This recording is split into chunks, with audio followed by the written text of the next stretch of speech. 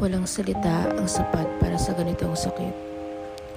Yung binuksan ang nicho ng nanay ko para salubungin ang apo niyang hindi pa nakatuntong sa mundong to.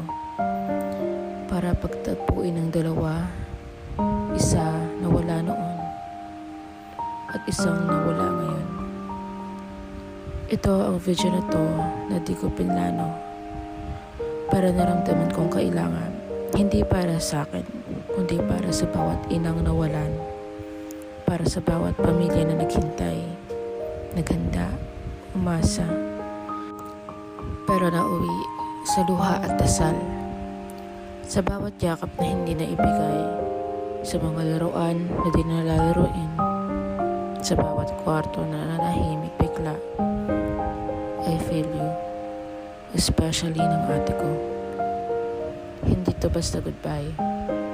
Ito ang pagyakap sa katotohanan. Hindi natin pinili. Masakit. Pero kahit ganun, minahal at tinanggap pa rin natin na hindi na natin sila makakasama. Sana sa susunod, sa ibang mundo, makumpleto sana natin ang yakap natin na hindi nabigay sa kanila. Para kay Jaydan at para sa lahat ng mga nauna nang umalis, hindi namin kayo makakalimutan.